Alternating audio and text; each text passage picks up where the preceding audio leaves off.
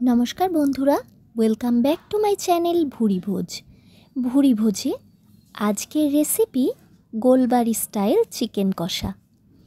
আর এই রেসিপিটা বানানোর জন্য প্রথমে চিকেনের পিসগুলো খুব ভালো করে ধুয়ে জল ঝরিয়ে নিয়েছি। এরপর এটা একটু ম্যারিনেট করে নেব।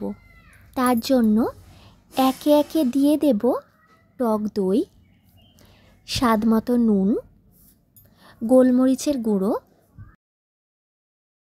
জিরে গুঁড়ো, লাল লঙ্কার গুঁড়ো, হলুদের গুঁড়ো,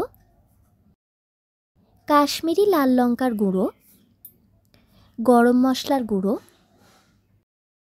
আদা বাটা, রসুন বাটা আর পেঁয়াজ কাঁচা লঙ্কা একত্রে বাটা। ব্যাস, সবটা ভালো করে মাখিয়ে নিতে হবে এবং যতটা বেশিক্ষণ সম্ভব এইভাবেই এটা রেস্ট হতে দিতে হবে।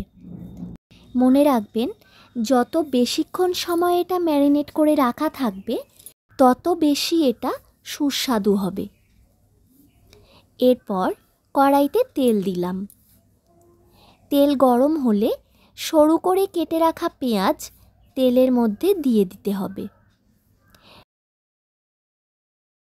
পেঁয়াজ ভাজা এই অবস্থায় এলে এগুলো তেল থেকে তুলে নিতে হবে।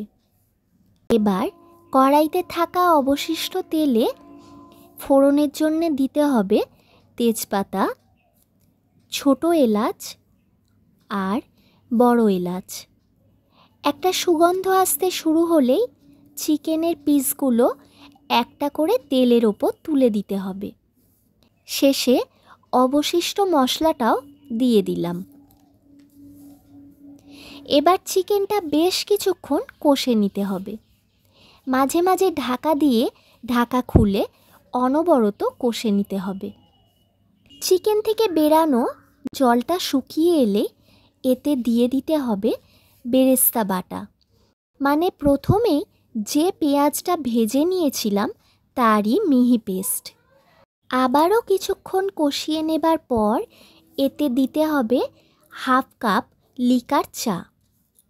এতে মাংসের স্বাদের কোনো পরিবর্তন হবে না, শুধুমাত্র রঙের পরিবর্তন হবে। এবার এটা ঢাকা দিয়ে 5 মিনিটের জন্য রান্নাটা হতে দিতে হবে। তারপর অনবরত কষে নিতে হবে যতক্ষণ না এটা থেকে তেল ছেড়ে দেয়। এই সময় অবশ্যই টেস্ট করে দেখে নেবেন নুন ঝাল সব ঠিকঠাক আছে কি না। আমার মনে হয়েছে এতে একটু নুন লাগবে, তাই সামান্য নুন যোগ করলাম। তেল কিন্তু অলরেডি ছাড়তে শুরু করে দিয়েছে। এই সময় এতে 2টো চেরা কাঁচা লঙ্কা দেওয়া যেতেই পারে, ইচ্ছা না হলে নাও দিতে পারেন। তবে চিকেন কষা কিন্তু একদম তৈরি।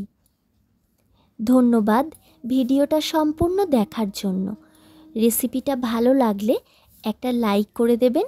আর আমার চ্যানেলে যদি আপনি নতুন বন্ধু হন তাহলে প্লিজ আমার চ্যানেলটা সাবস্ক্রাইব করে পাশে থাকা বেল আইকনটা প্রেস করে দেবেন। সবাই সুস্থ থাকবেন, ভালো থাকবেন। আজ তাহলে এই পর্যন্তই। টাটা।